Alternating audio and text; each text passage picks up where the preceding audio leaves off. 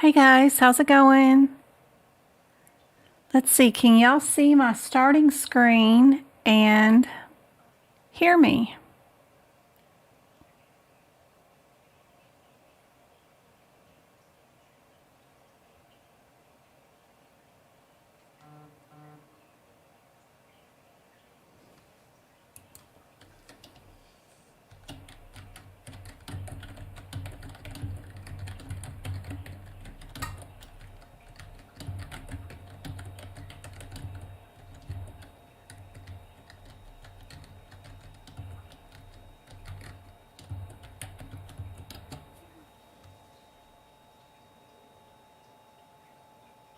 Thanks, Victoria. Glad you can hear me.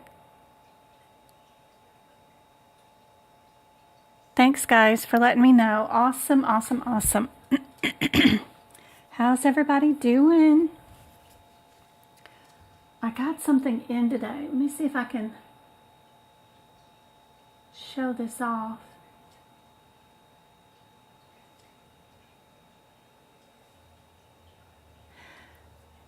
Yeah, I've not had a chance to figure out how to stream live on TikTok and YouTube at the same time with my same device.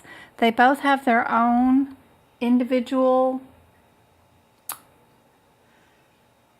systems that I can't get them to go through my one camera or whatever I have going on.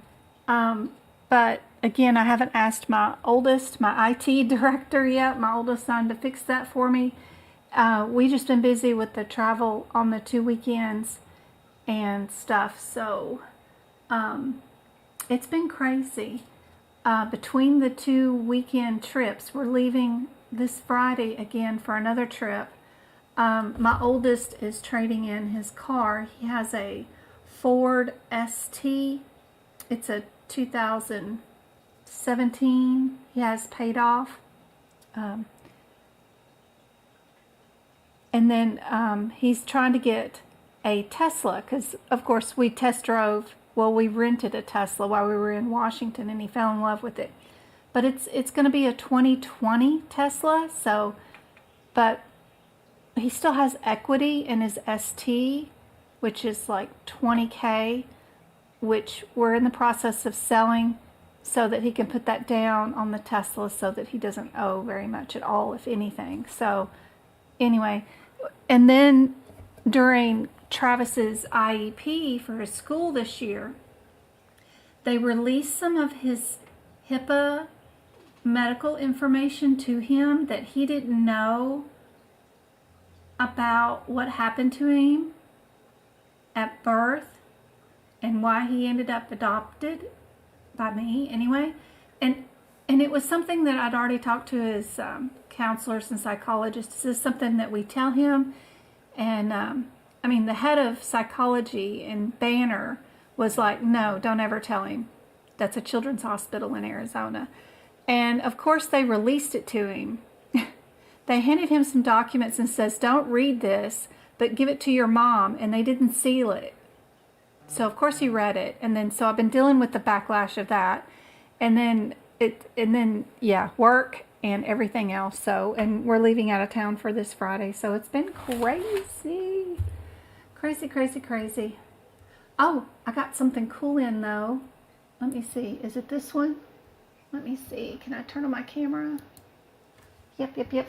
Look what I got. So, I've been posting that stuff up on the website with logo on it. This is one of the magnets that I ordered to go on the fridge or whatever. But this is the cup that I ordered from Printify. It came in today of what it looks like. And it's nice. It's metal. It doesn't have my verbiage on it, which I know you guys kind of like, the ones where it says what the difference is between the MDM and stuff. But this looks really nice. Printify did a really good job, but this one's pretty expensive. Whoever I'm going through to print these, it's like $30, including shipping and all that stuff. But it's nice. But anyway, this one came with a dent, but it was just it's got a little dent right there. But it comes, this is one of the, what do you call it when you're ordering, I just had to pay for the parts, but no profit thing, like a sample. This is just a sample that I ordered. So I'll give away the sample, even though it's got a little dent in it, but it's pretty nice. I thought it turned out really, really cool. I'm waiting on the bookmarks and mouse pad and some other things to show up too. But anyway, I thought this one was really pretty. I like the logo. It's pretty. And I got the magnet. And it comes with a little cup. And the bookmarks are going to be kind of cool too, because they're going to come in metal bookmarks, but then we're going to get the logo all the way across the top. So it's kind of cool. Some more things to give away.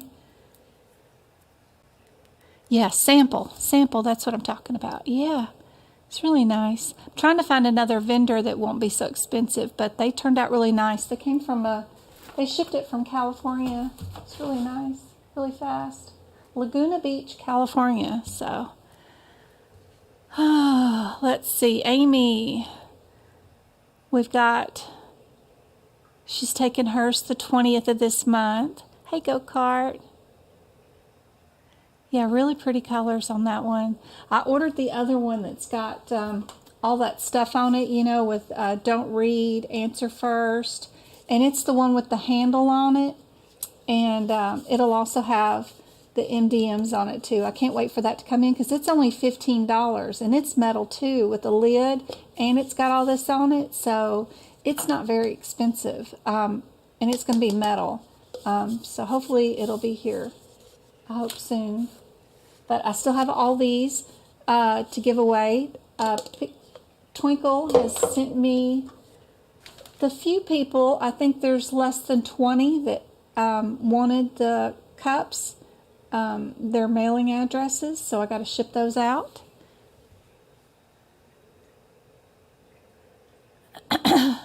Joanna.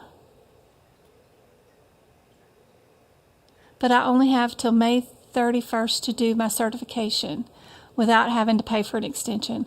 All right, welcome back in. I just did a 30-day template of, it's a blog that will give you what to do for the first 3 days, what to do for the next 3 days, little template to go through, and links to websites and ideas on where to gather the information. Hopefully it can get you back motivated into getting this certification done. And we've had one take it her second time and did not pass, but she's going to try again. Was that C something? C.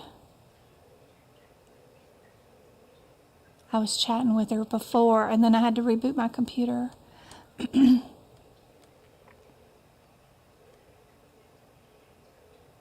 That was G. It was a G. Gricel. I hope she's been coding for 17 years, so she has all this payer information in her head, and I'm assuming that's what the big issue is you can't code or pick answers based off payer information on this exam, unfortunately. It's good to see everybody. Liz, Victoria, yep, Amy, Heather, all the same. How do you share stars? Are you talking about on Facebook? How do you share stars? I know there's something on Facebook where you share stars.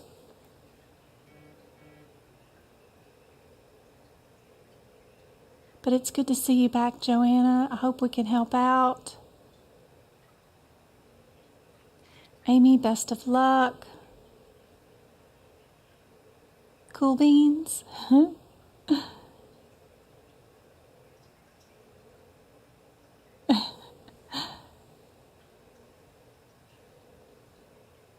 No worries, Amy. 5 weeks, 3 days for me. June 10th. All right, Victoria. Awesome. Let me move my camera out of the way and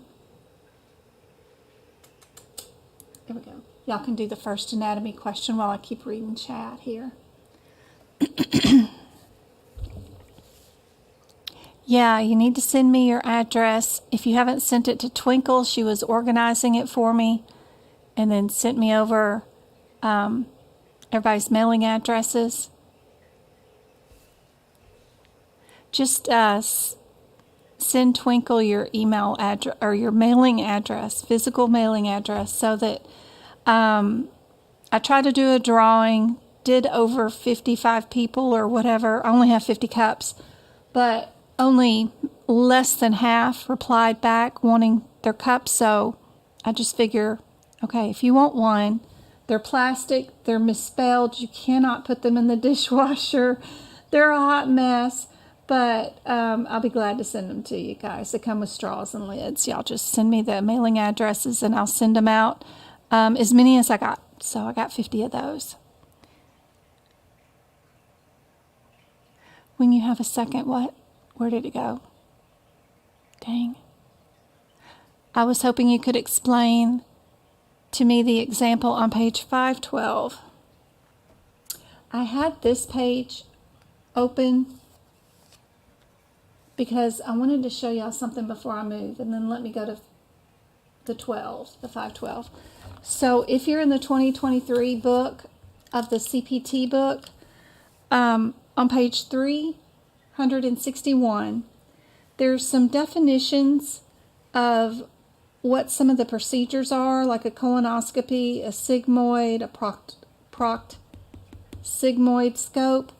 These definitions might be something, and a lot of chapters have them, but they might be something that I would tab at the top if I was going to tab anything. I don't tab anything on the side. I don't recommend those because you're just trying to get to the codes as fast as you can and you're just going number to number. But if there's certain things that I would want to know in chapters, right now I'm doing digestion. Any definitions that they have, that might be worth tabbing up here and put definitions on the tab. The other page in this chapter is, of course, our page 368, where the colonoscopy decision tree is at. That's an important one that is worth tabbing to know where it is so that you can run to it. And I would just mark it as decision tree so that you can do this. Maybe I'll try to get some tabs printed with the correct names of what I think you should tab at the top, printed professionally or something one of these days when I get a chance. But yeah, I like that colonoscopy page right there. Okay, she's on page 512. 512. This is probably one that I didn't do. It's auditory, so it's not in this book. That one's on a PDF. It's not going to be in my CPT book because I haven't transferred those yet.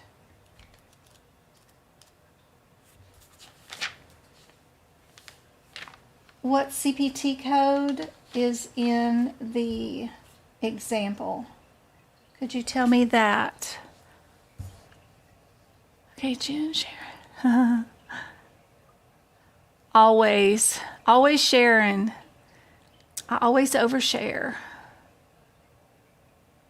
Hey, TJ.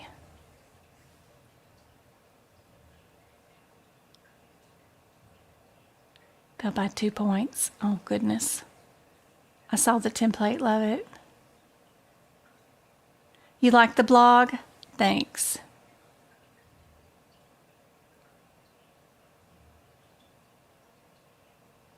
Where are you post the information? Okay, Dawn, let's see. So I was,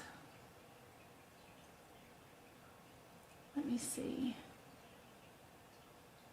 No, I'm going to add a window capture. Not that one, but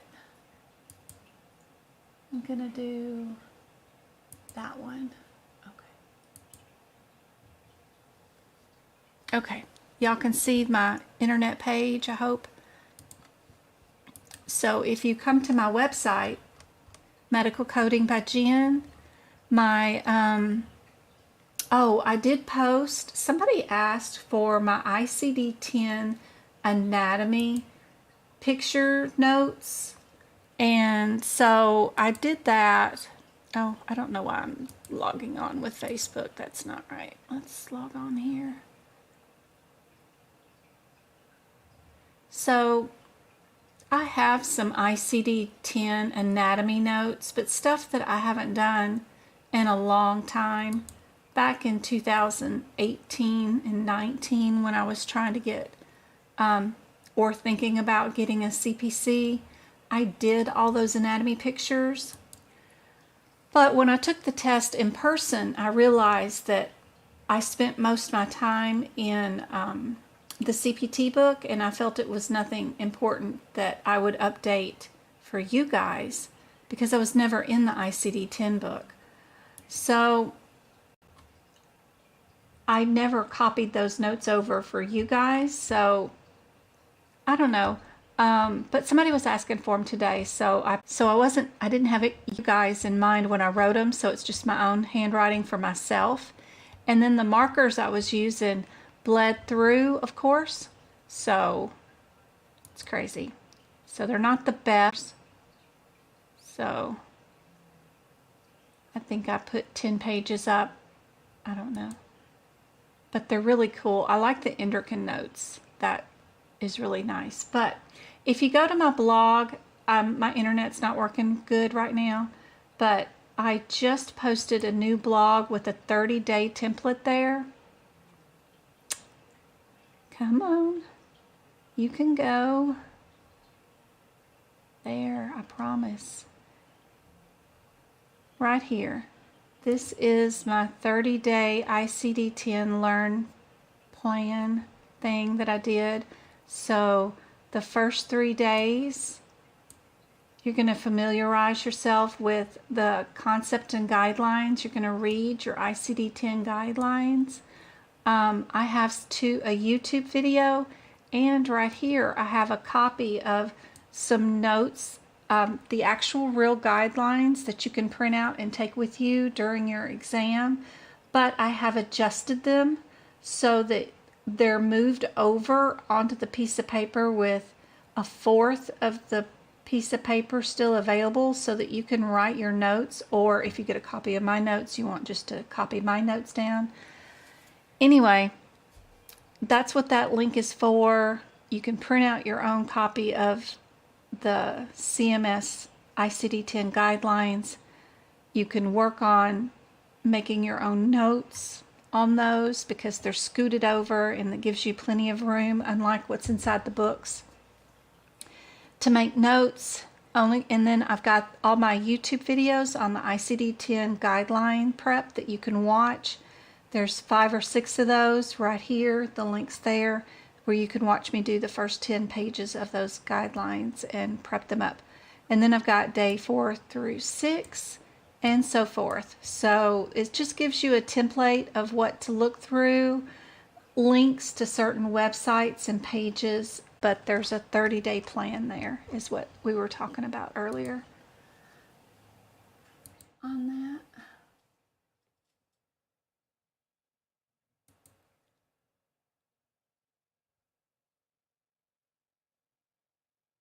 So that's where I posted the info, Dawn, and June 17th.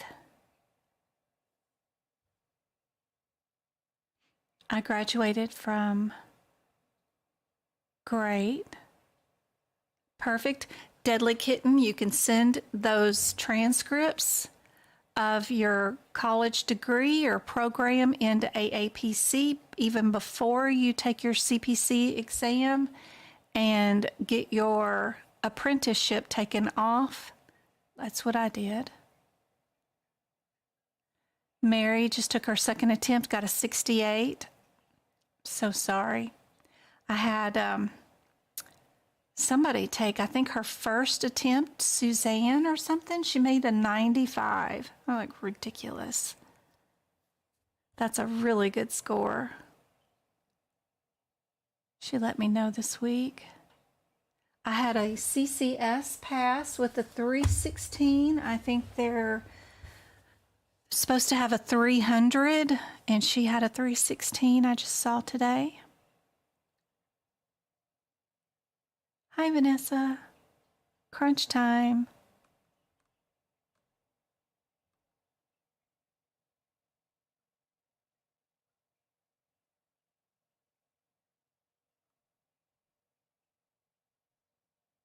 Everybody putting D down. D is correct. Let me bring up my Word document on my side. I don't even have it up. Okay, there we go. D is correct. Good job. Here's your next one while I'm reading chat. Rosh, we've talked about how to make your page not blurry a ton of times. Be sure and click those little buttons at the bottom of your pages of the YouTube stream to change your settings to upgrade your video quality to a better quality. It'll either be down here or up here at the top of your YouTube stream. I went over it really good on Monday, showing y'all on my cell phone how to do it. Hey Twinkle, good to see you. Hi India. You can take loose paper if you are taking the CPC exam in person in the United States at an AAPC testing facility. You can bring your guidelines printed if you want. They cannot be printed on the back, only on the front of pieces of paper, so it'll take a couple of pieces of paper, of course. But you can, under those conditions. I'm not sure why you would want to, but a lot of people do.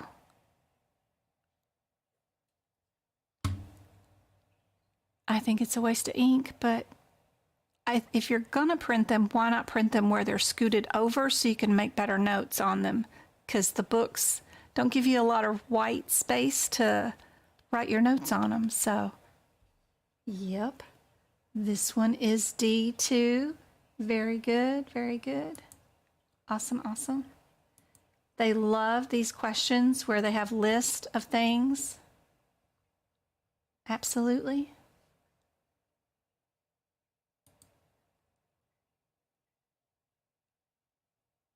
Hey, Trish.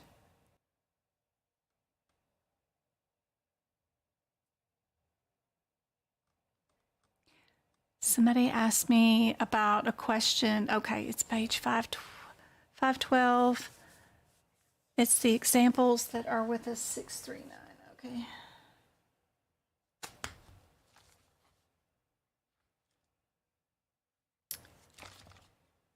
Six, 696.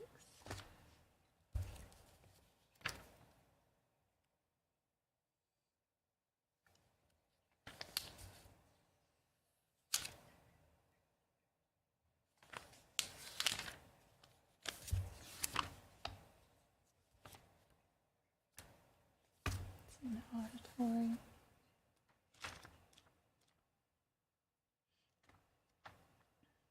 Six,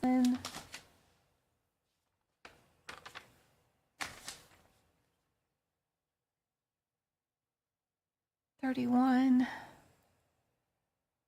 and the microscope. Okay.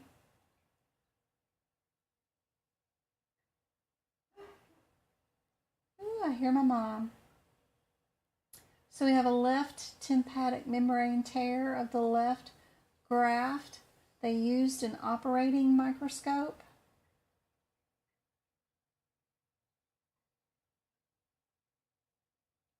So the word mass, the word tympan, ioplasty, that's inside the ear. So if they're doing the tymplasty, what happened was it's just a perforation of the membrane in the ear, and then they used the microscope, which is our 6990. We check our do nots and make sure 69631.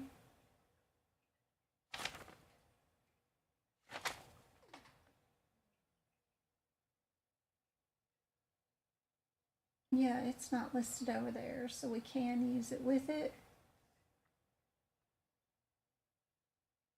So awesome. Perfect. This question, the answer is not D, because the other ones were D. So what do you guys think is the answer for this one? So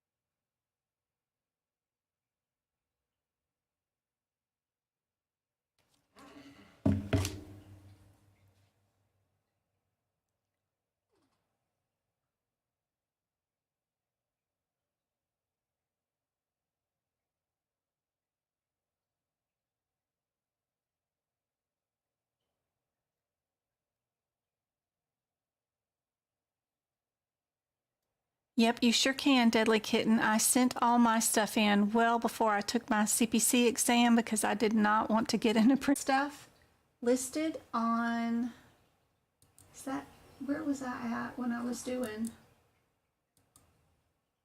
adding the, right here.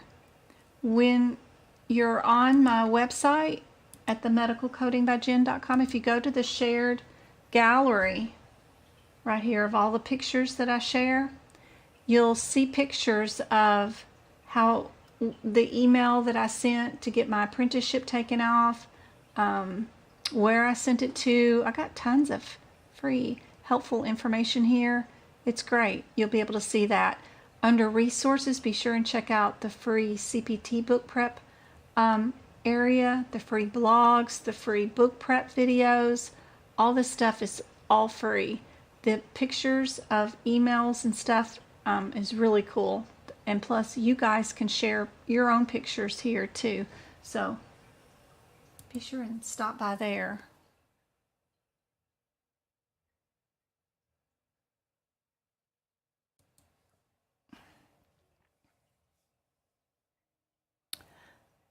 The highest score I've ever seen was a 98. Somebody got 2 questions wrong.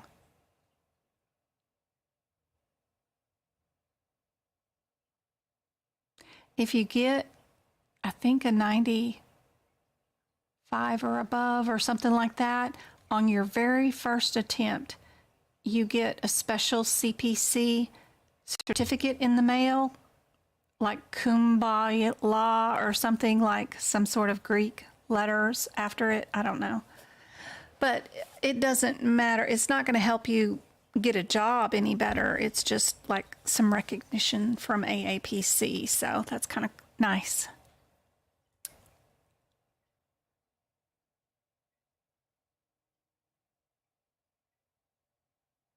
Oh, there's no sound.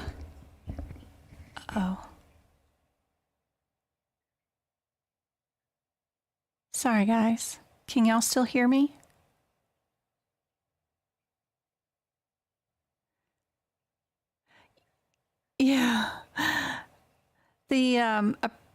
The apprenticeship, when you do pass your CPC, AAPC is going to give you a CPC with a -8 at the end, unless you send them a course that you have completed, like any associate's degree or anything like medical assisting or anything that had coding or billing in it, and a year worth of work record that shows that you've been CPC unrestricted. It's because they sell another product that they want you to buy, because you can pass your CPC without a course. If they give you an apprenticeship, then it says to employers that you've never worked in the field or you didn't take a course. So then you can buy another thing from AAPC called Encoder, which is full of errors and a ton of crap, but it's got 600 things for you to code. And if you buy that and complete that, they'll take your apprenticeship off. But they have a ton of certificates that don't come with an apprenticeship, like CPMA, CRC, all their specialities. None of those come with an apprenticeship. It's just the CPC thing that does. So that's why I always recommend just getting 2 certificates to back up your CPC.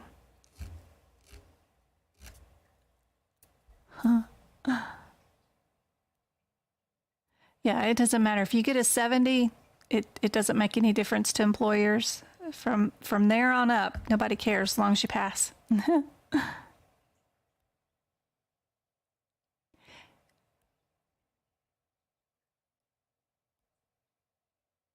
Yeah, my classes were from 1994, and I submitted those. Absolutely. Absolutely. Sorry, I got distracted.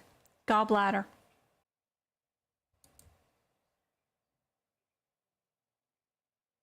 That's okay.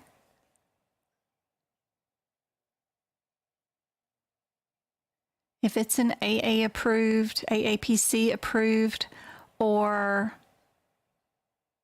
some verifiable school of some sort, then absolutely, they'll take it. They took mine from 1994. Oh, all of y'all got this one wrong. Double check it. Don't Speedy Gonzales. Not all words that start with MY mean muscle. Be careful. Alex, you passed your COC. Awesome. Congratulations. That's great to hear. That's awesome.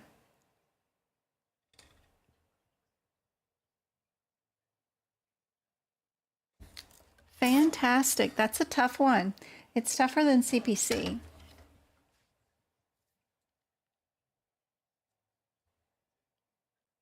Yes, yes, yes. Don't forget. You throw some of that other stuff in there, you're going to get spinal cord. So be careful. Be careful. Pay attention.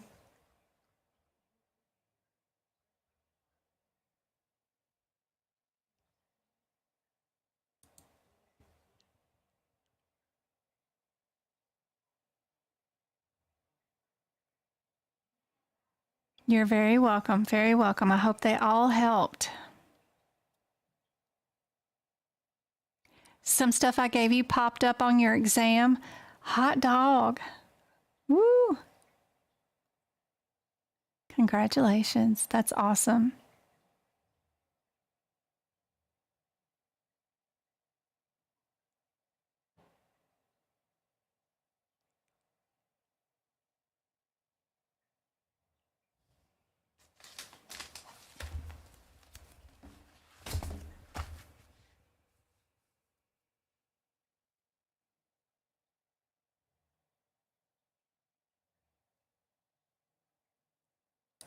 Be careful. We have two answers that start with the same verbiage.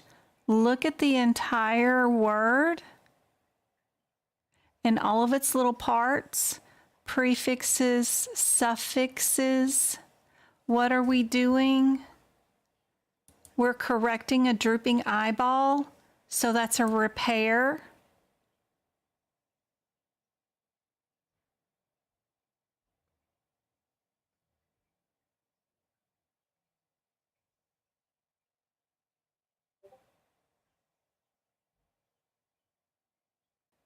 Of the eyelid.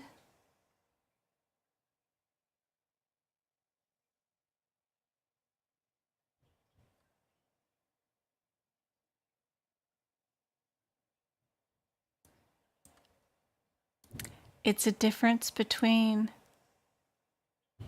the T and a plasty.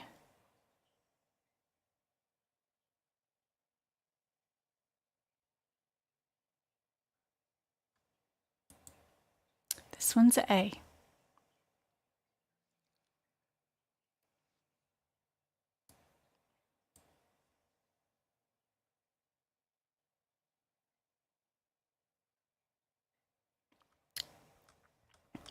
So this is the what I need.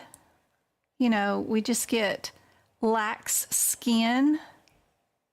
This one is the muscle. So when your face starts sliding off your bones, just because if you're old like me at 52, you need to get this one. But when your muscles might not work and you need to correct a muscle issue, we've got A. So be careful.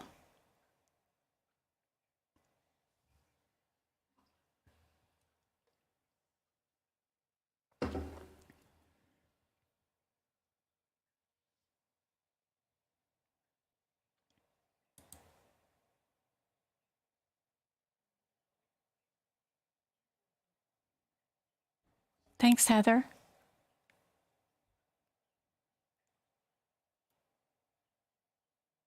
You got to redo 3 chapters. Hopefully they'll let you do the 3 chapters. That's awesome.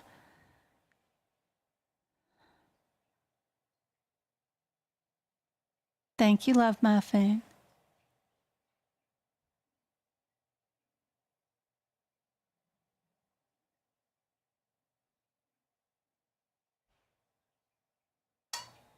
I got E&M and an integumentary coming up. And probably some time if y'all have other questions y'all want to ask of your own. Yeah, this one's C, non-human.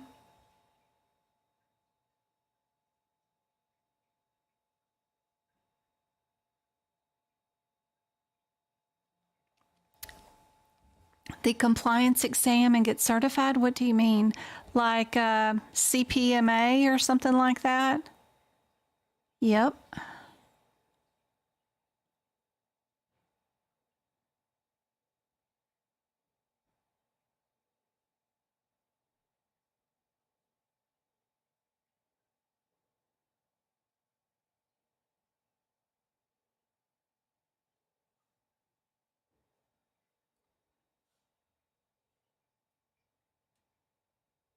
This is for CCS people.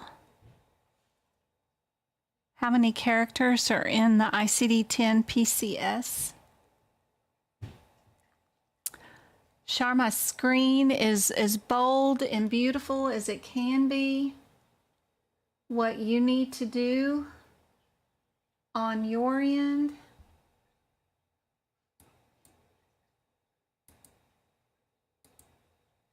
No.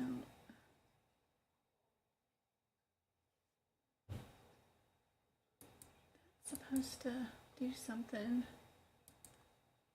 Let's see.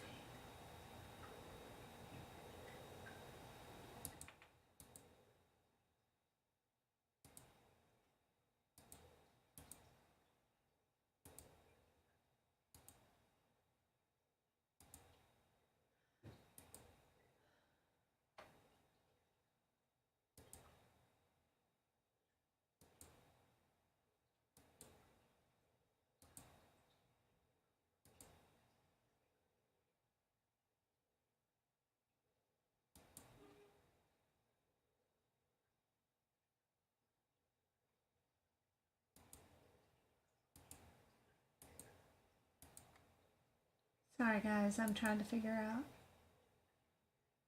why this isn't working. Video.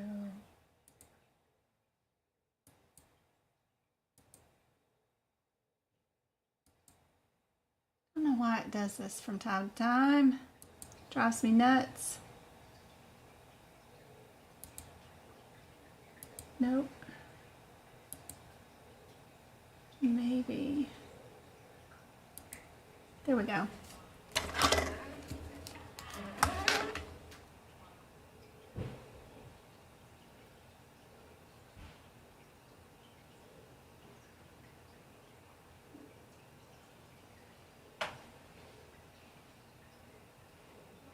Come on. My phone is being really slow too. But you need to go to your YouTube channel options, and you need to change the video quality of the display of the video that you are watching. Right there in that top corner is that little button that's going to appear, and then you change the quality from 240 to a higher picture quality. That way you can see, and you can also expand it to where you can see a full screen, and it'll make it not blurry. But you'll click this little button right up there that will change the quality of the screen to a higher picture quality. And that will make your screen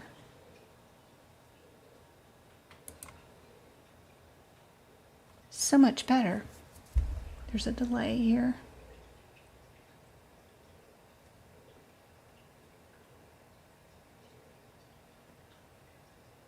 Oh no, I'm not AAPC instructor, and I'm not teaching a course.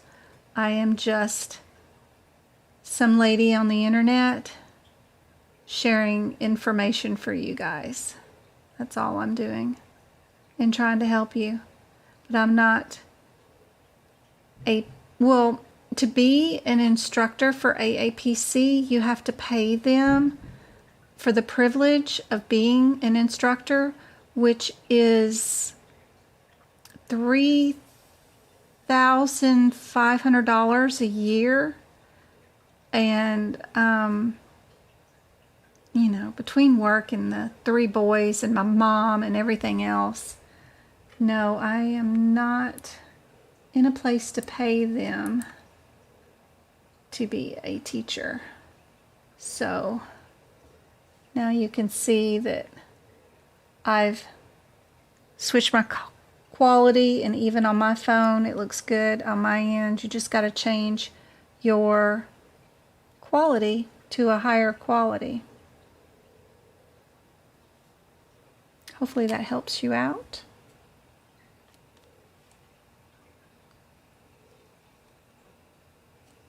And while I'm here, let's give away a membership to somebody. Since I'm sitting here on YouTube anyway, put in the card number. There we go. There we go. Yes, you have to pay them to be an instructor. Yes. Yep.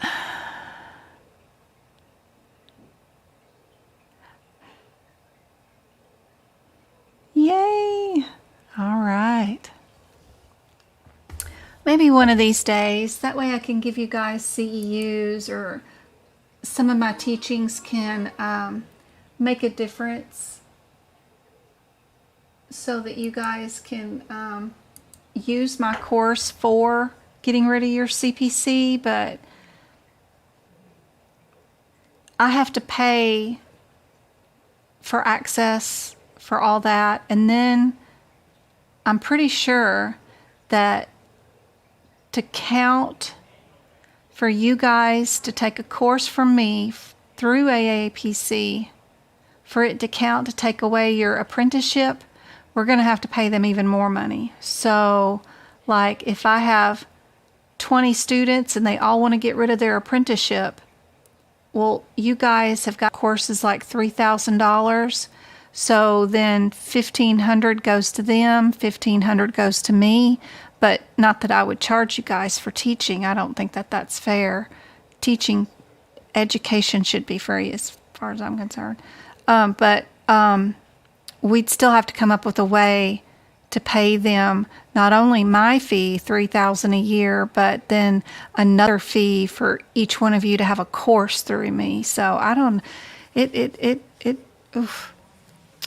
And I know y'all spend enough money on the books and just the attempts at certification, $500 for, and then the memberships, because you're going to have to keep your certification membership every year. What is that, $300 every year now? So it's a lot. And then I'd have to tack on more for you guys. I don't know. It's a lot. Got to think about it. I'm sure. Yes, AAPC has practice exams. I highly recommend you get all of them. They have 6 of them, A, B, C, D, E, and F. They are very similar to what you will see on the exam, and they are super helpful for you guys to learn how they write questions, to learn how they how to get your speed up, because you're going to need to get through these questions in about 2 minutes per question. Whether you have, 4 codes to go look up really quickly, you're going to have to build up your speed so you can get to the codes really quickly. That's why one of my workshops are really good, because we do 75 questions in 3 hours, just like the same pace of the course. And then that way you guys can see what is going through my head if I was doing the exams with you guys at the pace of the exam. I get about, 95% or 98% of the questions right when we do them that fast. There's usually 1 or 2 questions. I know I prepare the exam or the workshop, but as I'm doing it live, just like I would if I was doing it for you guys. So I get a couple of them wrong from time to time, but I get around 98% right. And you're in a rush situation and you're trying to get to the code super fast. So it's a really good way to practice is through those workshops with me. All right, let's get out our ICD-10 books.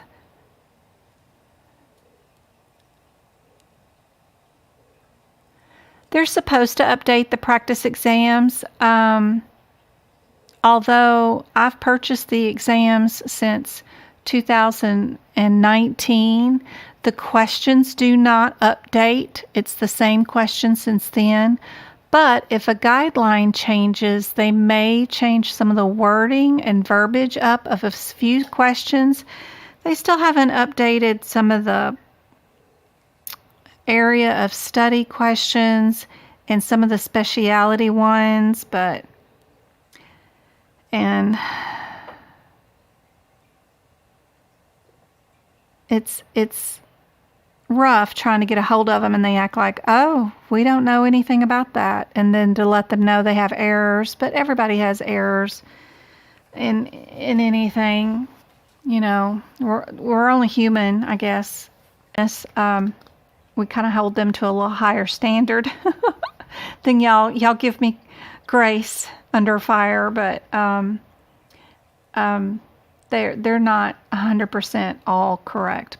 And then they don't update the questions yearly. They only adjust them as needed. So there's that to deal with. But they are worth purchasing if you've never had them before. Absolutely.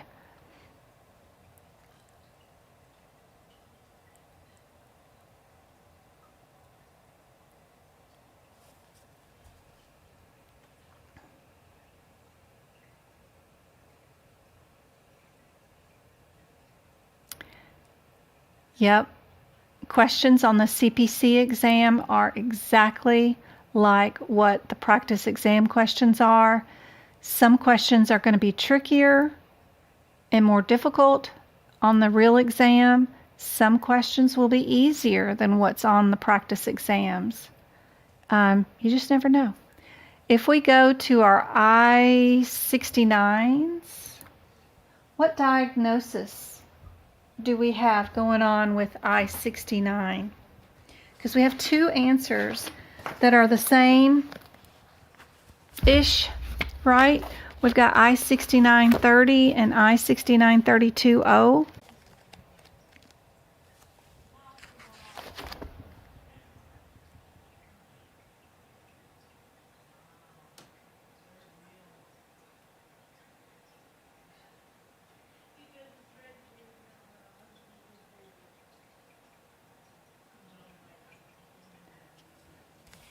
Yep, if you do say off the cuff of what I normally say, you're looking for two similarities, then you're looking for the one that's coded out to the highest specificity. So the extra 6 digits is really cool, right? That's exactly what you should be looking for, based off what I've taught you, and I do tell you that, you know, for 98% of the exam, yeah, it's going to be like that. But there are always a few out. Camera and move this here. This one is one of those situations. If we go to our I-69, it's a for cerebral vascular disease. We're talking about patients that have an intracranial injury, and the only time you can code these things is if a patient is having that issue in front of you.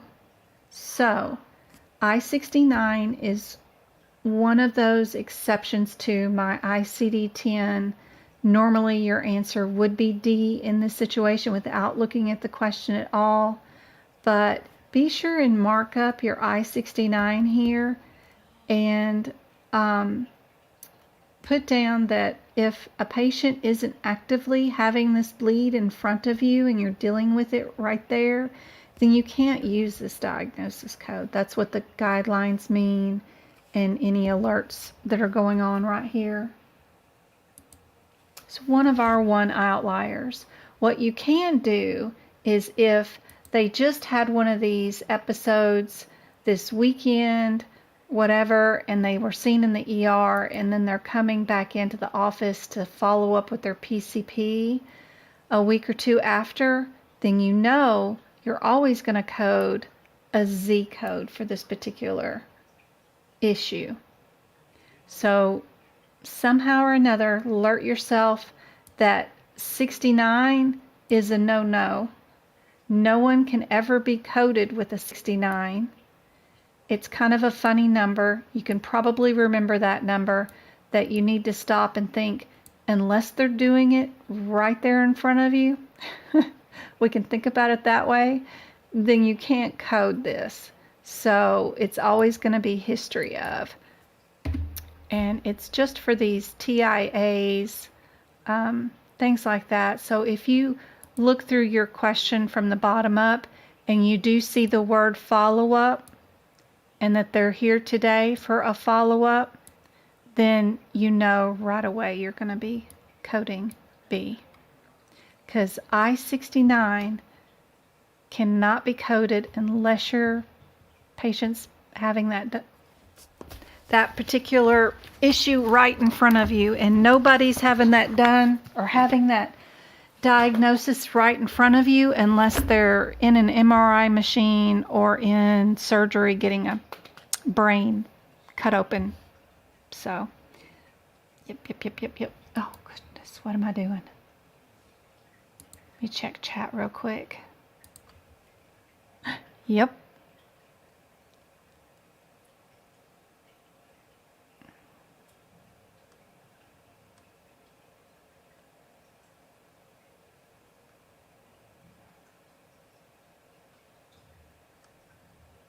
Thanks, Twinkle, for helping all those questions.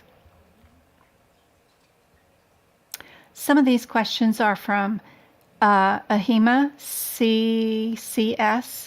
Some of them are from COC. Some of them are from CPMA. Some of them are from CRC. Some of them are from CPC. If you can do all these questions, you can take any of those certificates. And I love the format and the writings of all those certificates. So I do a hodgepodge of all types of questions from all types of sources. AMA writes some really great books. AHEMA writes really great books. And AAPC, of course, does too. So, and some of the questions I do myself because those are status codes. And what is the patient here for? They're here status post-stroke. So those are the proper diagnosis codes for today's visit. Absolutely.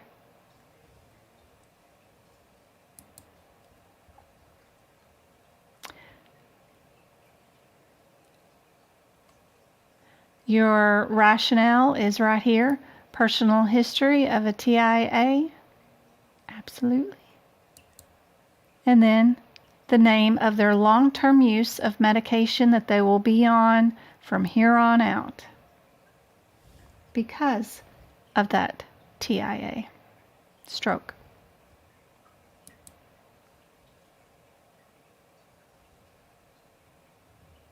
E&M. I took the liberty of rewriting and adjusting these questions. So they're not in the AAPC format, but they are questions applicable to AAPC, CPC. So they're really good questions. So y'all remember our guidelines here. We don't do looking for similarities. We don't do associations really. Here is our 99282. What's our header? And I don't mean descriptor of the CPT code. What's your header? So just in case you need to see what that looks like. If you're in your book, I don't want to know what the CPT descriptor says. I want to know what your header is. So we're in the ER, right? We're in the ER. And that's what you do for each one of these E&M codes. So what kind of code is our 82? If this one's ER, sorry, I mean our 52. What kind of header is our 52?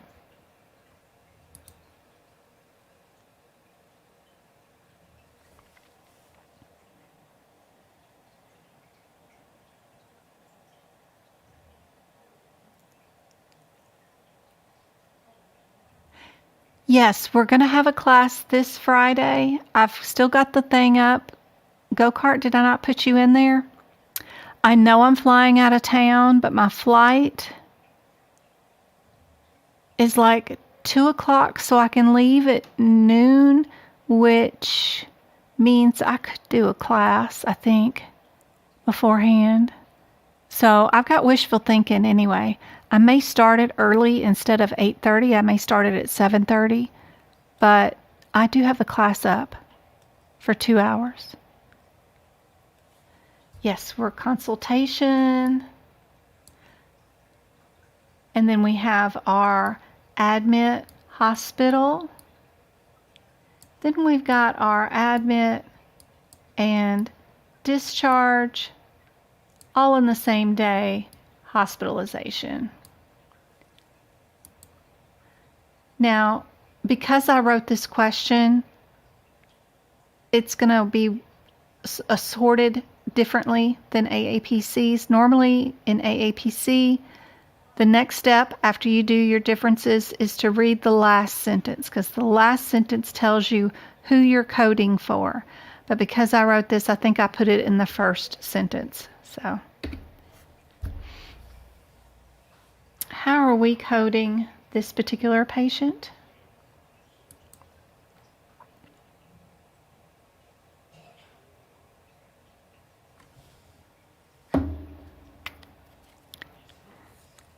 Yes, of course. I gotta get my son to send me, what time is our flight?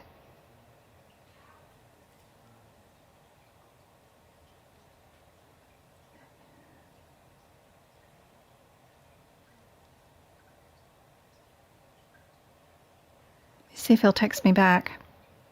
He bought the tickets with his fancy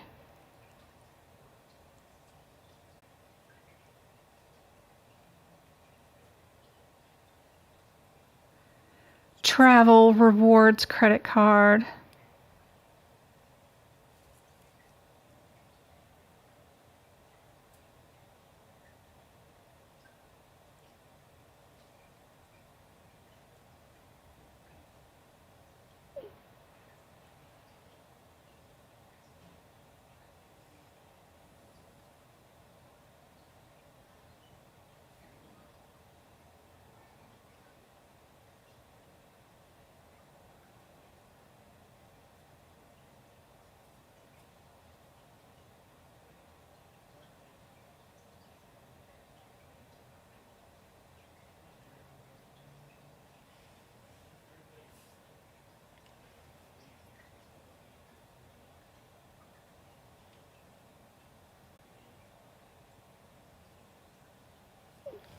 Okay, texted him. Thank you, Twinkle. You are awesome. Who'd she give one to? Trisha. Congratulations.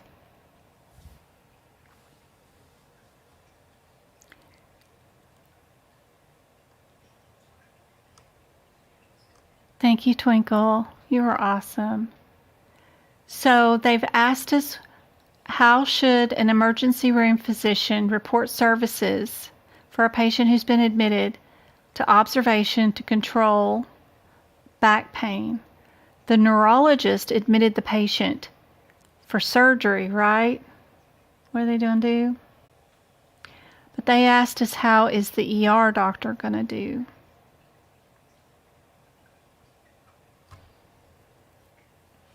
Undergo an evaluation for admission by neurosurgery. Just neurosurgery.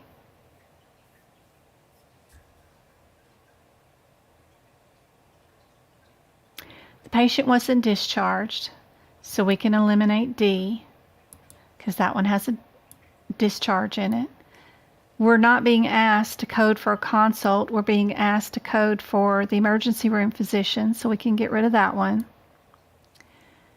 The patient was admitted, so they're not in the ER, which is an outpatient facility thing, so they're admit.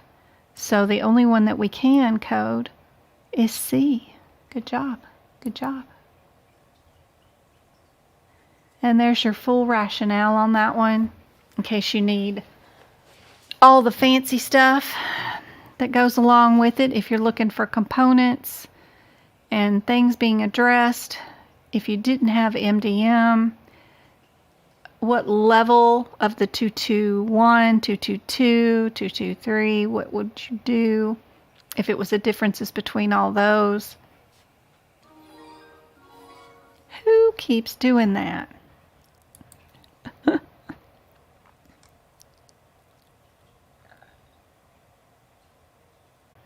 I hope that's helpful. What kind of code is our...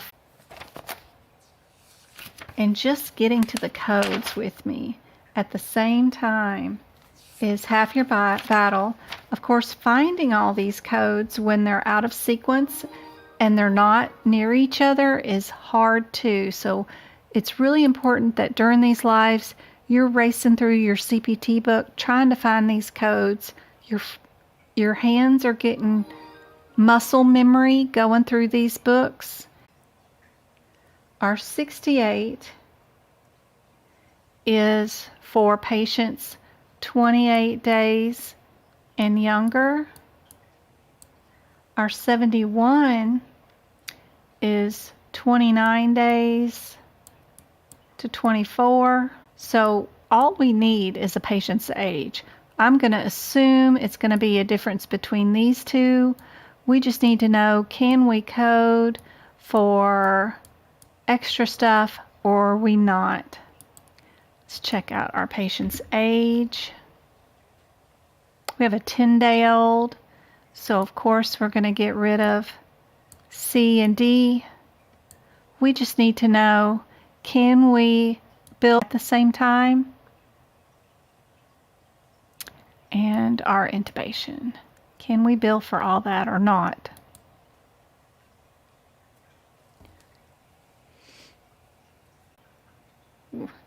Our plane leaves at 10:40. 12:40. So yeah, I need to be there by 10:40. It's a 2-hour drive. I don't know what I was thinking. Why was I thinking that our flight was way later?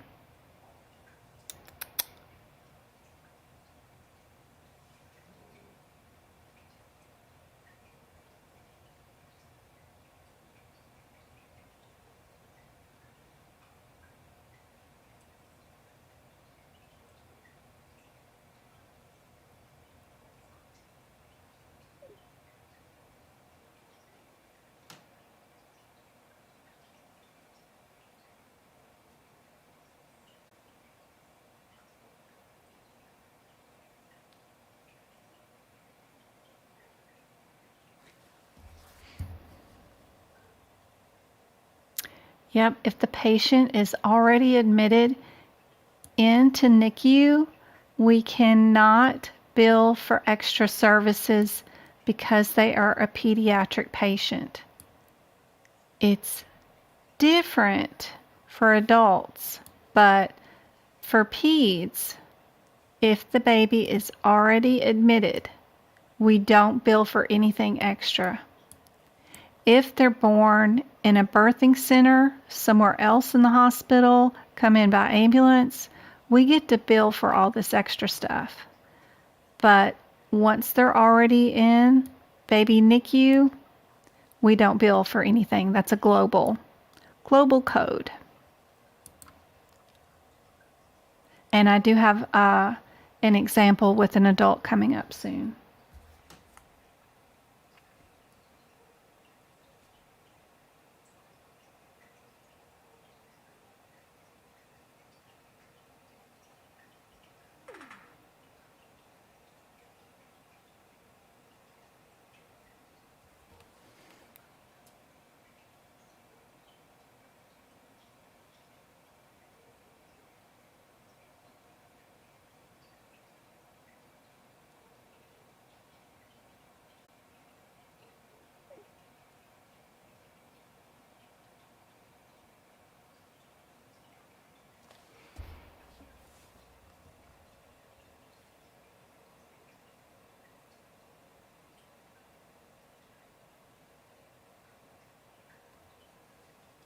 All right, we've got differences between new patient and established patient.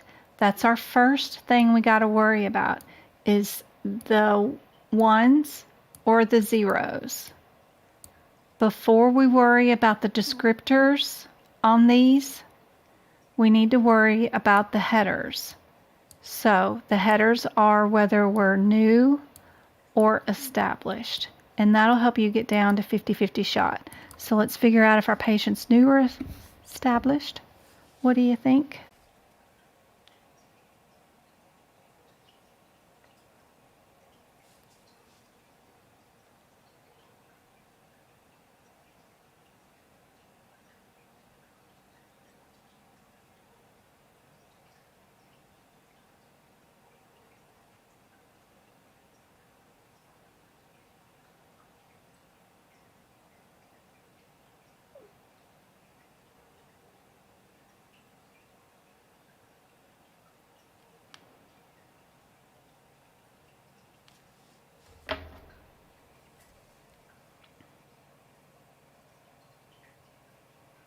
Do we even have it down here?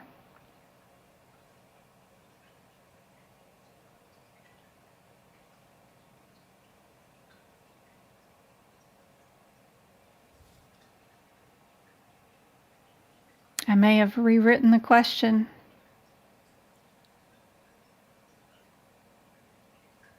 We're going to just... There we go. I'm going to put that in for you. If it's not in there, you know our default is always established for AAPC. If they don't tell you whether your patient is new or established, your answer is definitely going to always be established. But just for this one, may have been my mistake because I was writing these.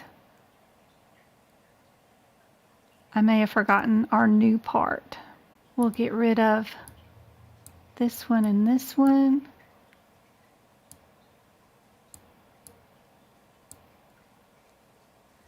Now we just need to figure up our time.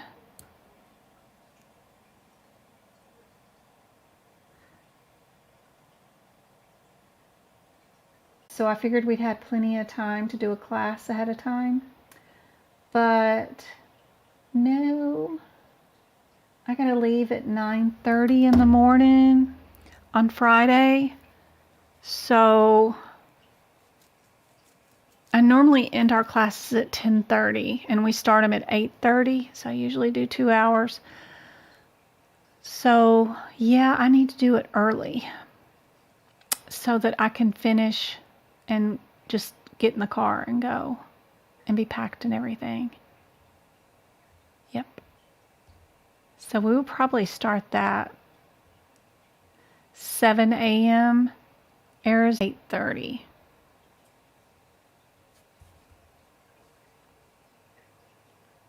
My bad. This one, 65 minutes. You know your answer is going to be C. We don't need to add any prolonged services to this one. We're going to leave it alone because our 205 does from 60 minutes to 74 minutes. Super easy. Now we've got my favorite E&M, critical care. I love this one because all you got to do is go to the critical care chart. Find your time, put your time into the table, and it tells you what the answer is.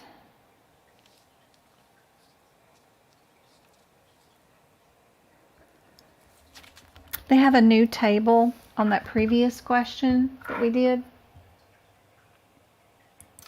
in the CPT book for your 99205s and your 215s. Now that you can just look at the chart, putting your time, it'll tell you what the answer is, which is kind of nice.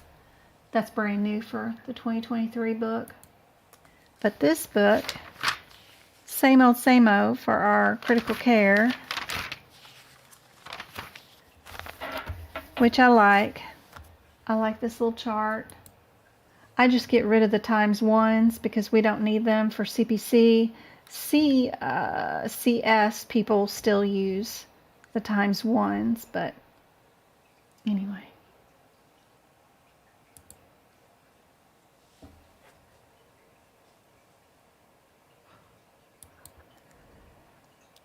I'm sorry about the sound.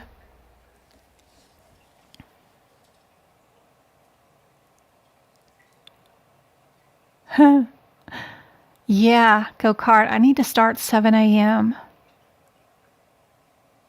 instead of 8:30, which is probably better for you guys anyway.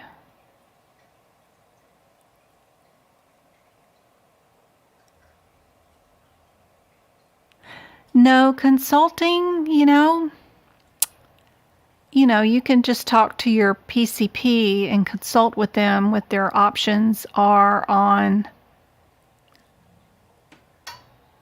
what you're fixing to be facing. I guess it could be if it was a consultation with a oncologist, but they're not saying that previous question. No telling what I wrote. A new patient consults with the physician. I see what you're saying. But a patient consults with the physician. A consult implies new patient.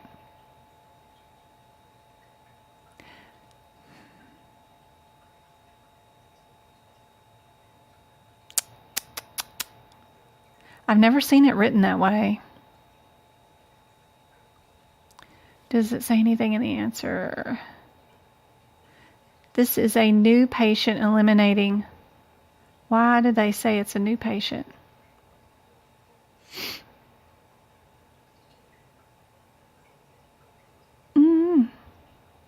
Good question, but I don't know. I don't think the consult implies new patient. Because I can consult my PCP on all kinds of things. I don't know.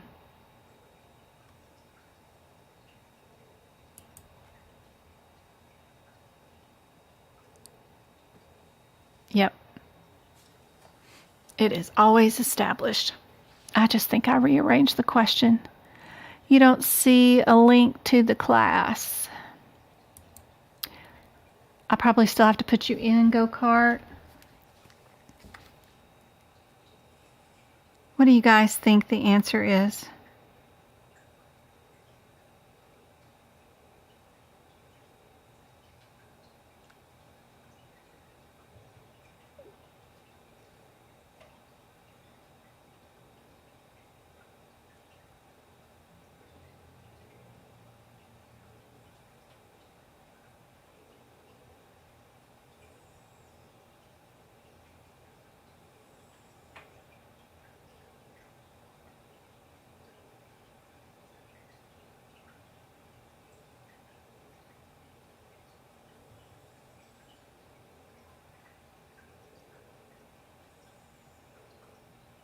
Let's see.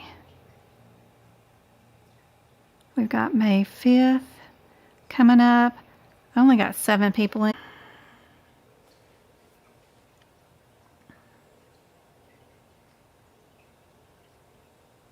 Come on, Internet. Work your magic. I'm pulling a ton of data, I know. What do you guys think the answer is for this one?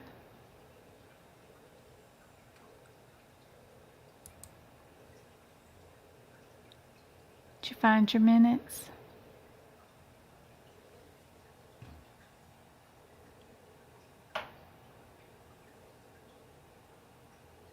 And do you know whether you can add something with it or not?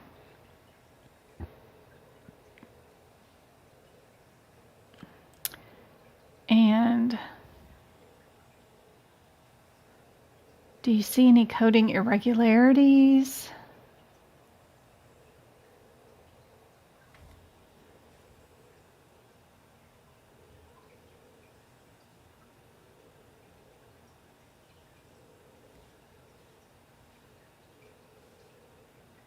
Edit this session.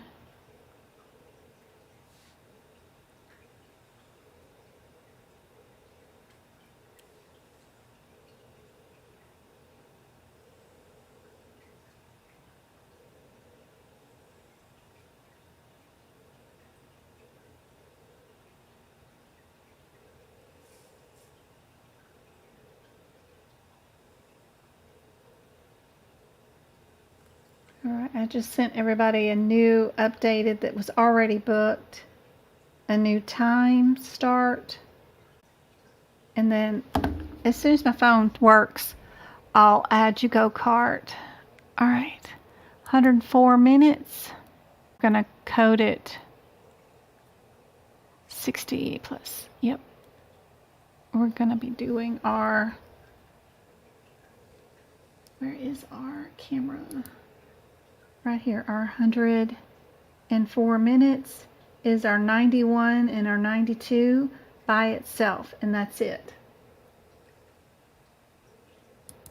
No timesing involved, and we need both numbers. So for this one, we can get rid of the times 2, get rid of the times 2 and the 1 by itself, because we need the 91 and we need the 92. That's it. Don't worry about the thing on the end, because all the answers were different in the front anyway.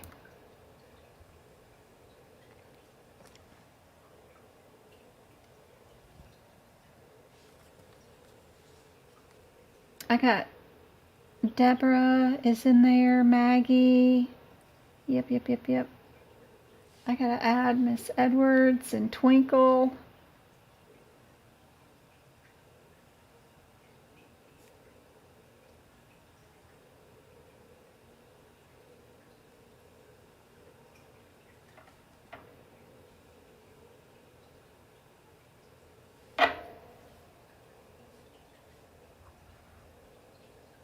This is a new question y'all have never seen before.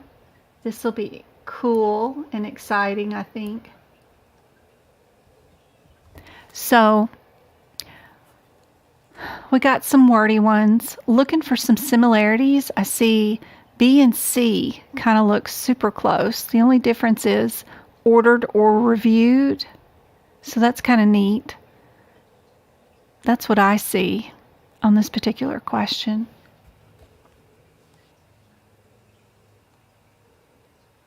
Nothing here that I can go look up for E&M as far as looking for the different headers. I just have to be thinking about what the differences are on minimal and limited. So let's check out our question real quick. If I can get my mouse to work. All right. What do you guys think the answer is for this one? We have a patient that was admitted. PCP requested a cardiologist. Patient has malignant hypertension, weakness. What do you think?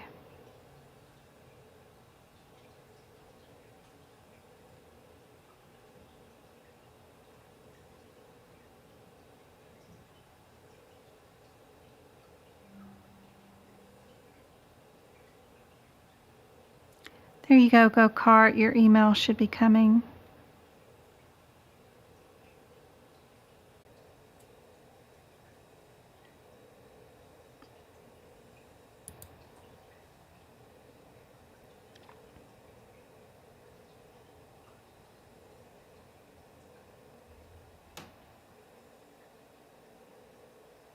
I'm sorry, Jeanette.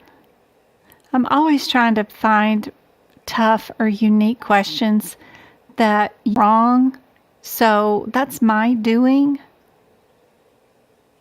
If you can answer my questions, then you can pass the exam for sure, because the exam is not this rough. So hang in there. I'd rather you miss it with me. Make some notes. You won't never miss it again.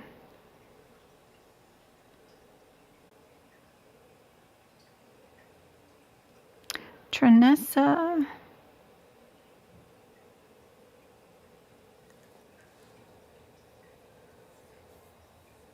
You're welcome. Y'all, we're going to back it up 2 hours. We're going to start at 6:30 in the morning. That means I got to get up at 4:30 to be ready to go. That'll be all right.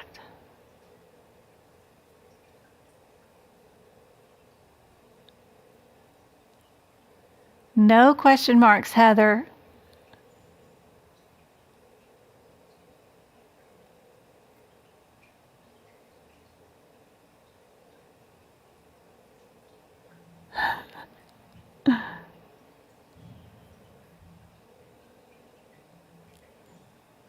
I hope we didn't freeze. I'm just sitting here looking for some more answers. So far I've got 2 A's, 2 D's, and a C. What are they asking you to code?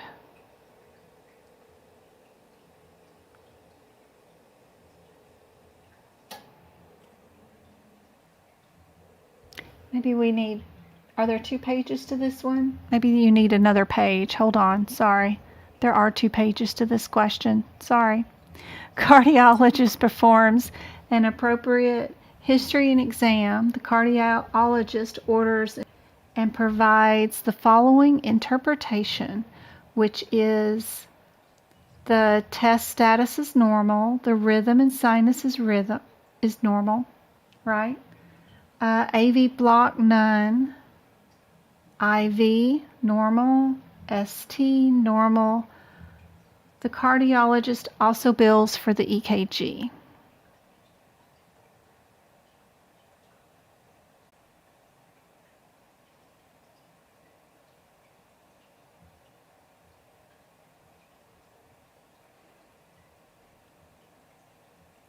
So all we have is that EKG ordered, and it turned out to be normal.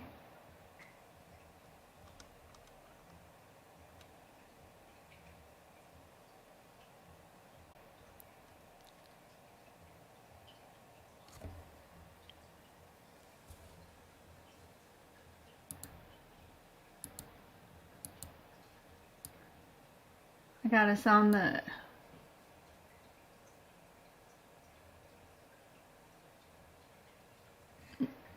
oh, wrong thing. Let me turn that off. One more thing. How is the EKG counted in the MDM level for the amount or complexity of the data being reviewed or analyzed? So that helps out a whole bunch. And that is way down here. That really could be here to help us out.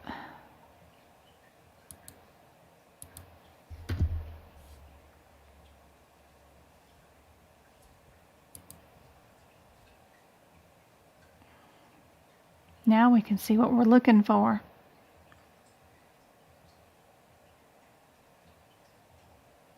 How is it counted?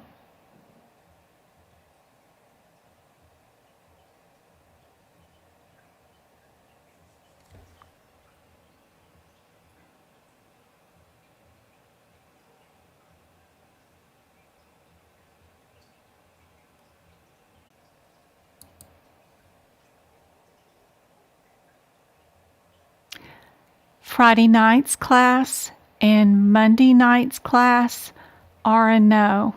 I won't be around where I can stream at all.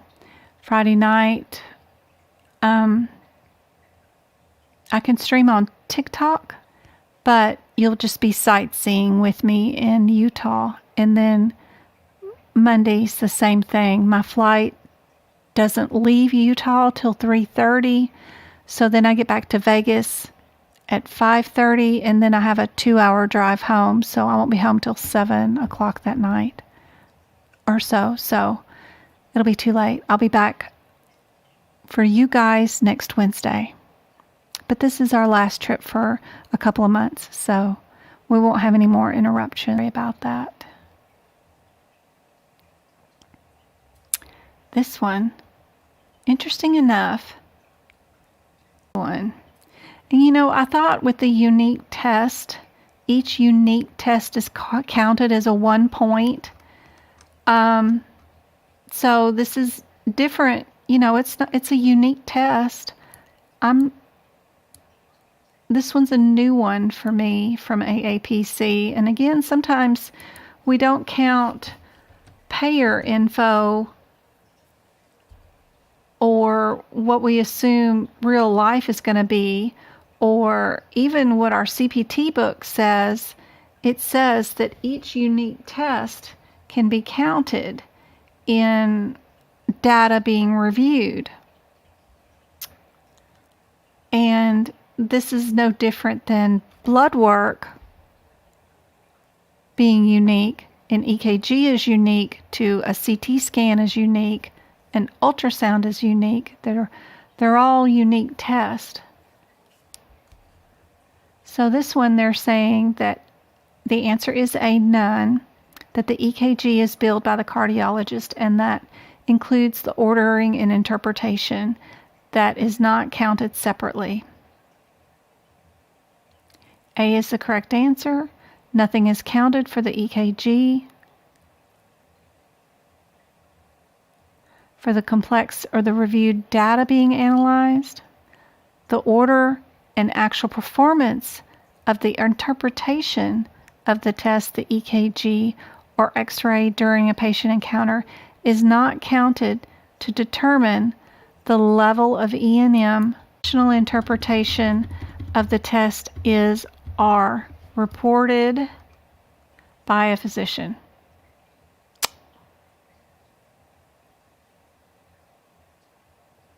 Reported separately by a physician. I guess because the cardiologist is not the admitted physician, the PCP is, right? So the PCP will be doing the level of visit. This is a consultation, and this physician won't do a level visit.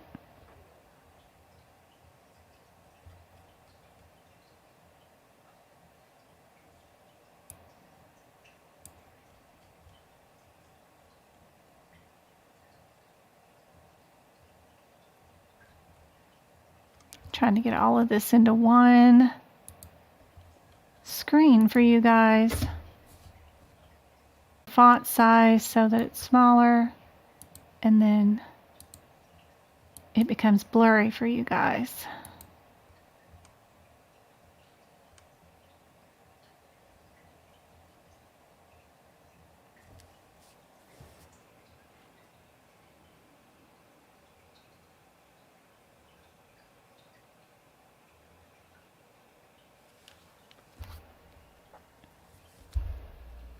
What are y'all's thoughts on this question?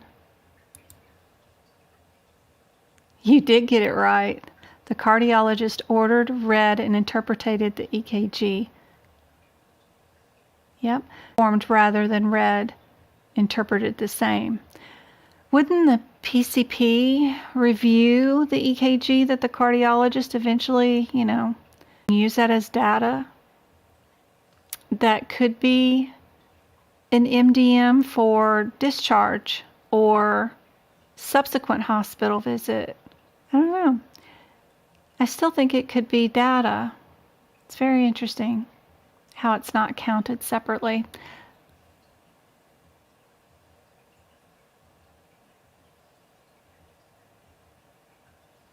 This one I'll have to mull over a bunch.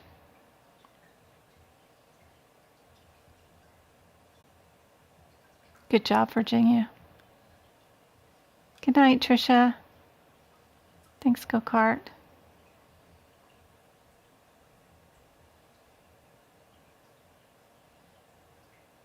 Heather, good question. It's the first time I've seen this question. So I'm going to have to do some research finding these guidelines in here, in between admits and consultations and critical care. It's one word sentences that are scattered among. It's like looking through a plane crash where there's all these important components scattered and they fit together to make the whole entire airplane, but you've got to go hunting for the one little sentence, like looking for that one sentence to find that guideline on the consultations, which was interesting the other day, about how the consult reports are always a subsequent hospital inpatient.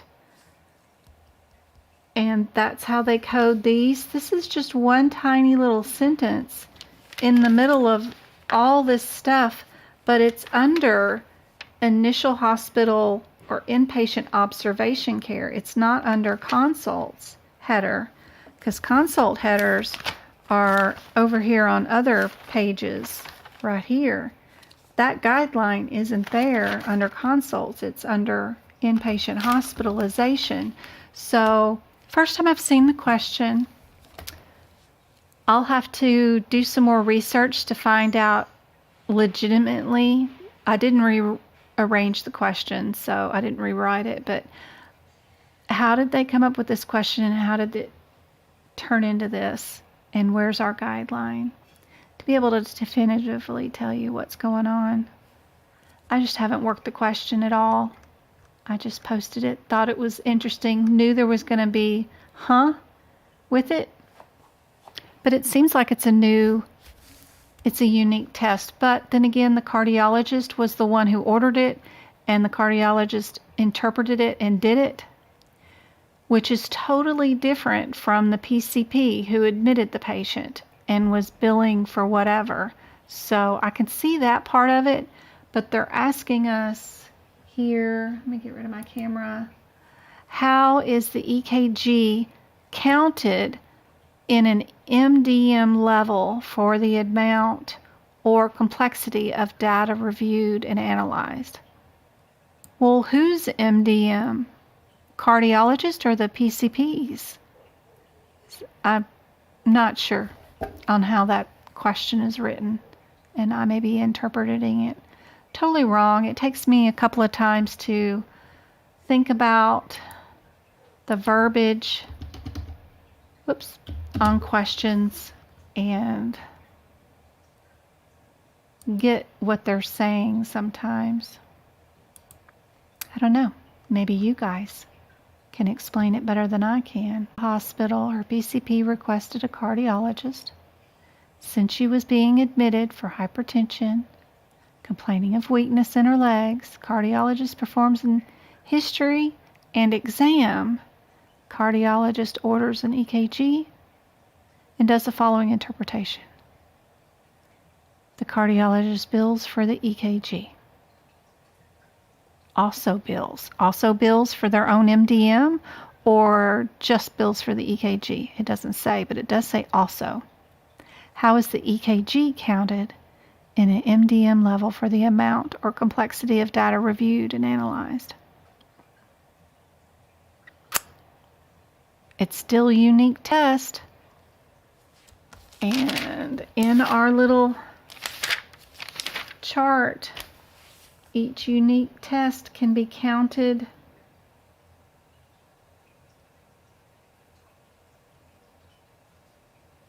as an element, not as a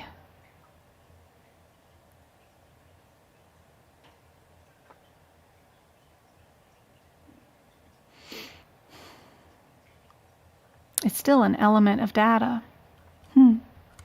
Sorry, let me read chat real quick. See what y'all say. I was under the impression that the EKG is coded separately. It can be included in MDM. Yeah.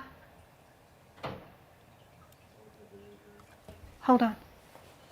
Let me see what's going on.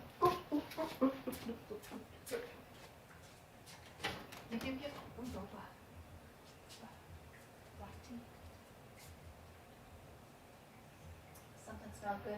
Travis! Towels! Are they both outside? Oh my God. Hope they're not throwing baseballs. They haven't done any chores. That was my oldest. He just brought me some boba tea of some sort. It's got those little ball things in the bottom of it. That was super sweet of him. Awesome, awesome, awesome. All right. And I see the couch is full of towels that need to be folded. So I was like hollering at the kids, where are y'all at?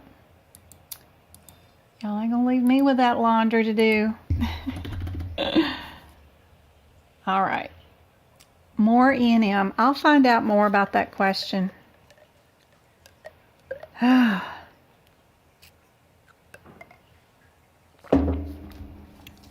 knew it was going to be challenging, but I don't know. I know my data, elements, unique sources on EKG, then it isn't counted towards the PCP's MDM for anything. I get that part, but the question doesn't technically say anything about whose MDM we're billing for, and that's my one issue with it. Don't know. All right, we got this next one coming up. It looks like it's a wellness exam. Oh, this one could be very well. If there's anybody that's taken the exam previously on, if this question was on your exam, because I think I found one. I don't know. But just like we don't talk about Bruno, we don't talk about the pink codes, we don't talk about what's on, because it could, we're held to a condition when you sign up to take the exam, not to divulge everything you know about the exam. So anyway, I'm just curious though, if you can give me a hint, is this on the exam? Because I'm dying to know. Did I find one? I think I might have.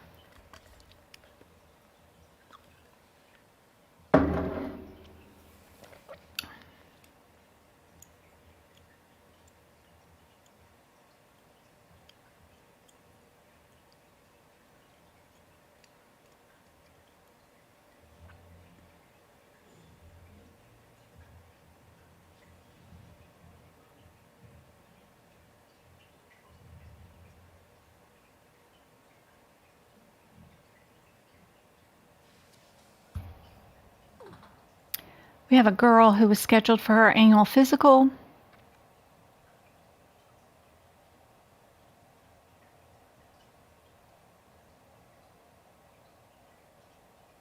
So she's getting an annual physical. That's easy enough to get rid of C. You're going to have one of these. Which one has the correct modifier in it if you're going to code something? That's one way of modifier on the second code. That kind of info can definitely help you out. If we did 2 different types of visits, then we would need 2 codes, but you got to be super specific if you did.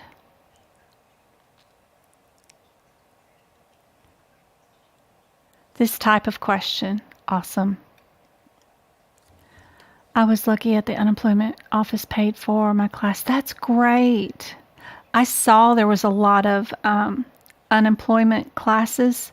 You can even, if you want to self-study, but you need to buy resources, sometimes you can get even that kind of stuff paid for on unemployment. It's awesome. But pay close attention.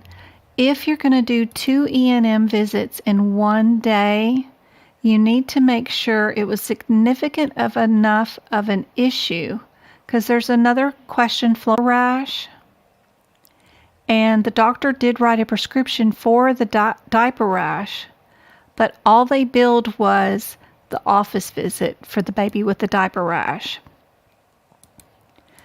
But in this question, you can clearly see that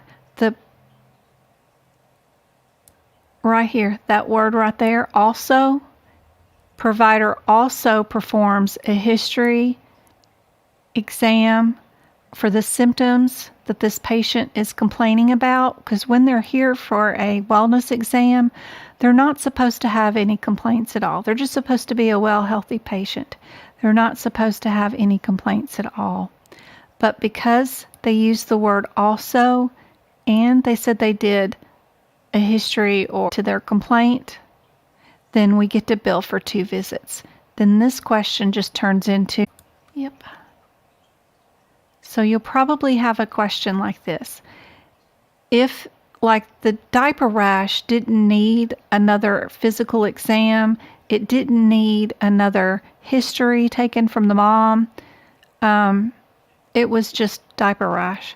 So it wasn't significant enough to create another identifiable visit for it. So it was just for that question.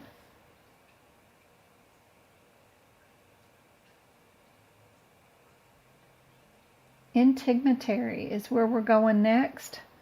Lord, some of these are new ones that I haven't done, and some of them are going to be old ones. And then 2 that are different. We got 14 and 16. So I would run to the 11s first, see what's going on in that area really fast, just to make sure there's not anything I need to know. I also want to make sure what header these are under, so that when I look at my question, if I'm not under this header, then I know I got to go to the 14 or the 16. So my 111 is under what header? What are we under right here? It's not on the same page, but it's a really good page too, by the way. Codes. The header is back here under biopsy, but what it has before it is more definitions. Look at this. In the integumentary, when I started out our talk tonight, I said if I tabbed anything in any of these chapters, it would be a tab up here with just definitions. So this one's got a ton of definitions here for the different types of biopsies. Sometimes you need to know what that definition is, especially for this shave, scoop, and saucerize. That used to be a previous question on the exam, was knowing that this was a shave biopsy. That's worth tabbing the top. I mean, if you want to tab something and you're not familiar with your book and you want to know where definitions are, that would be a cool one. Anyway, this is under biopsies. So let's check out our question. Make sure we are doing a biopsy before we go much further. Remember, headers before descriptors will keep you in line. And first word we see is biopsies. So I would feel safe in getting rid of that one and that one. Now I just need to know, am I doing a 13 or another 1113, whatever I want to call this, 1131, or am I doing a 1201? Knowing whether I'm doing those two will help out, because this code and that code are in the same answer, so that technically that really won't matter.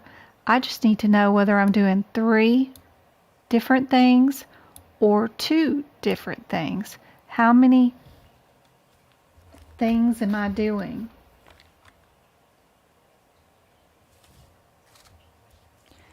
We're doing a punch biopsy for suspicious lesion.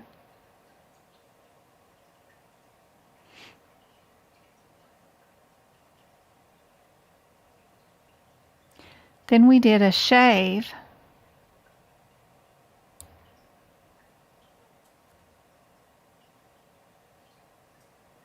I only see 2 things that we did. That's easier than looking up the differences between all these CPT codes and figuring out what's inside those descriptors and whether you did that or not. Biopsy, and we did a shave.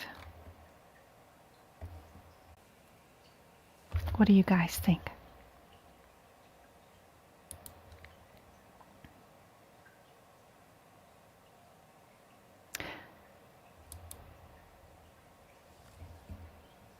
What about the repair?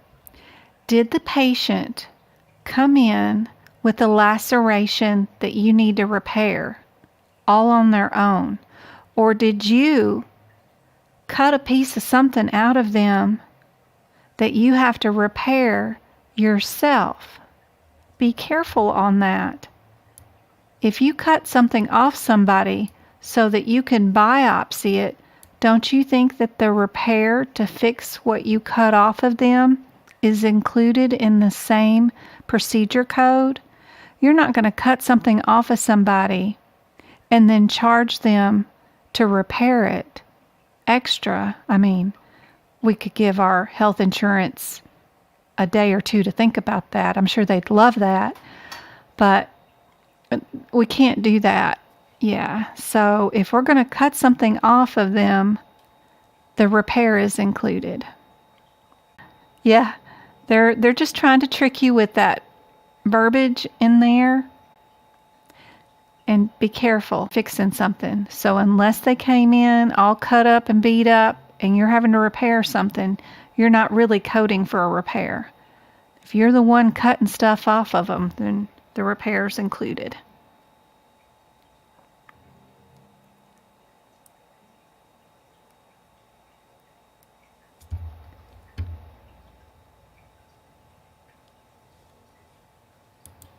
A is your answer for this one.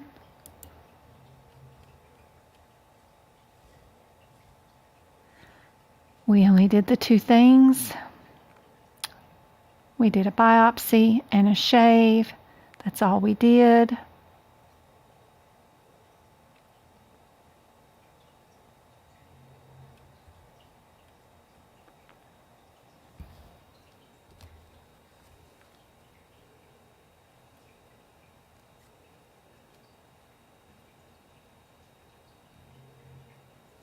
I think we got time for one more.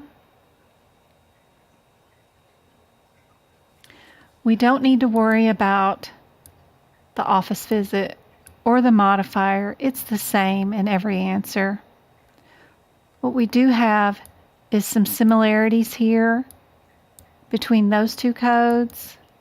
And then we have an 005 and an 004.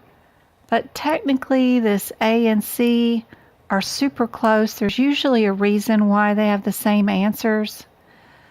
So I would lean towards A and C, and I would automatically get rid of B and D. If you're scared about doing that, there's nothing wrong with, if you've got time and you can move fast, go look at your headers for 12,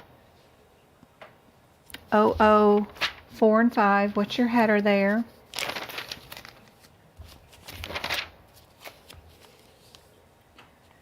We're going to be under repair simples. And then if we look at our 1244s, we're going to be under the repair intermediates. So, do we have repair simple ones, or are we doing intermediate? Thinking about those definitions of those repairs, be sure you know really well, guys, what all these guidelines say. If you're in the 2023 book, it's on page 90. They have the definitions again of what a simple repair is, what an intermediate repair is, and what a complex repair is. So be sure you read those a couple of times with examples in it. Let's check out our question real quick. We're looking for words that mean simple repair,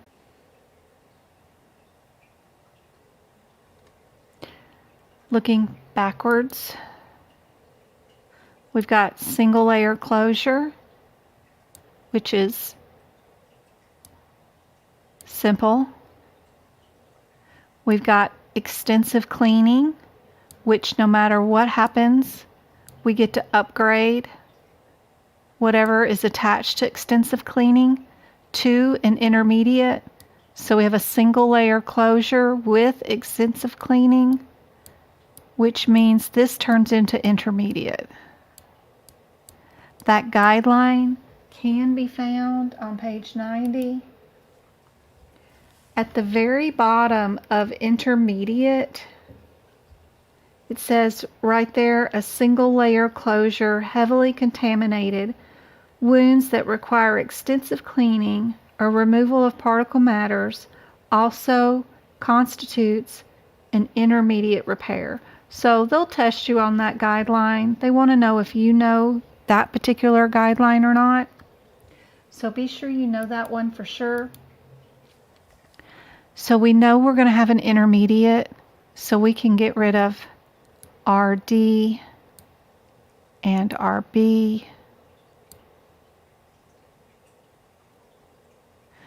34 is in both answers. The only thing that's different between A and C is, are we doing an 11 or a 13? What's our differences between our 11 and our 13?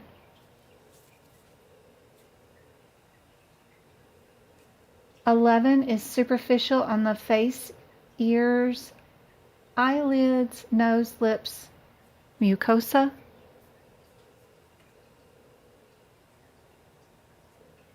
So is our 13. It's just a size difference. Are we over a 2.6 or not? Are we under 2.6? And because our last one is a 2 centimeter, that does get to be our single layer. It's not over 2.6. which goes with our 13. So that means our answer is going to be C. Only looking for the differences that you need from the codes is all you got to do when you break it down like this. So hopefully you have a rationale with that one, but hopefully that's helpful to see what you need to look for.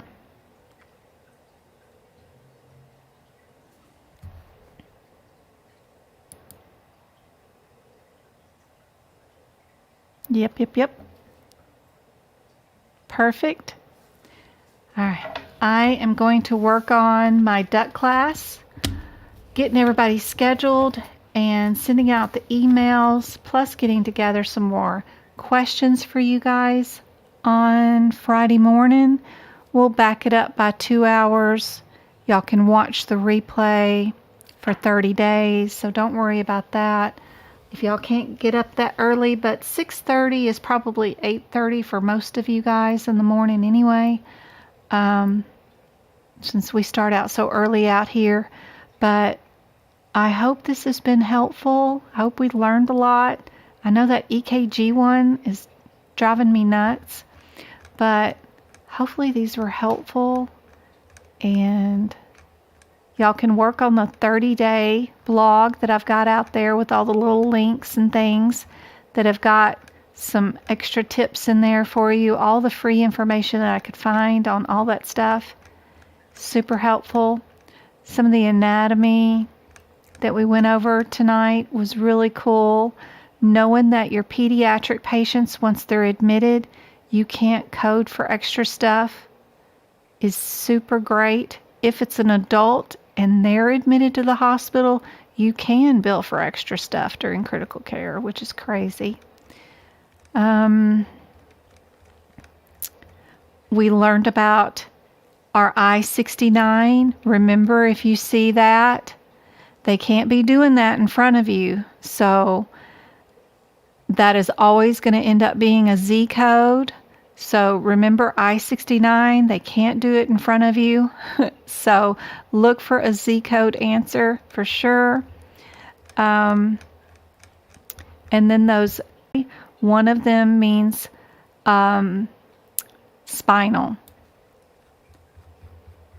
And that your gallbladder is in the upper right quadrant according to AAPC. You can find other medical literature out there somewhere else that says the gallbladder is located somewhere else, but according to AAPC, they want the gallbladder right upper quadrant. So be sure and have that there.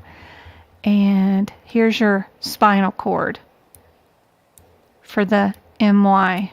So be sure you know that for the exam. Just little tricks that they try to trick you up with. And I will see you back here for another live next Wednesday for 2 hours, free lessons. I wish you all the best. You have a G question in your ASO purchase since failed last time. I send it over to you. Awesome. Thanks, Victoria. Where did I get it today? Where was I at? Oh, I rebooted my computer, so I shut everything down. I don't know where I was at when I found it. But that's awesome.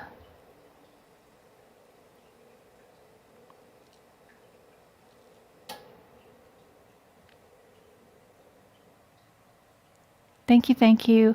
I'll go live this weekend on TikTok and y'all can watch what we're doing and what we're seeing and that kind of thing if y'all want to, just from a personal point of view. But I will be back to do a live with more practice questions on the 10th. And then Friday morning, if you're in the duct class, we're going to back it up and do a couple of hours early on Friday morning because I got to get to the plane earlier than I thought I was. Sorry, guys. Awesome, guys. I will see you guys later. Y'all have a great weekend.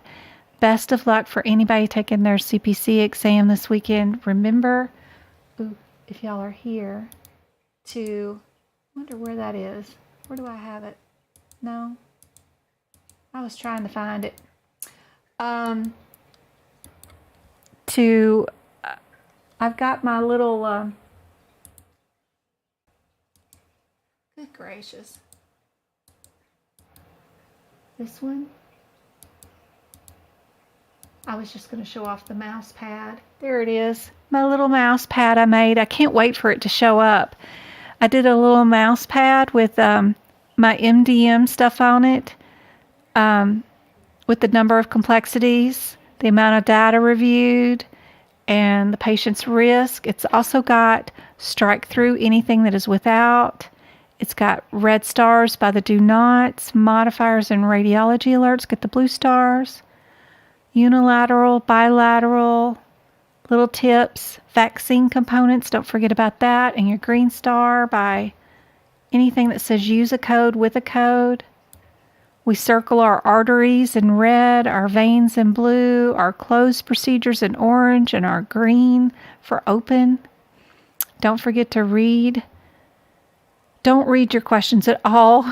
Go to the answers first. Look for irregularities. Look for similarities. And then go look for the differences in those headers. And then descriptors. That should help you out a ton during the exam. I love that thing. I hope. And I got a cup that's got all that on it too. So I can't wait for those to show up. No worries. Yeah. Thank you, Deep. Thank you, Twinkle. I will see you guys later. I hope this was fun. I hope y'all learned a lot. Now let me get Travis to fold those towels. Transitioning the broccoli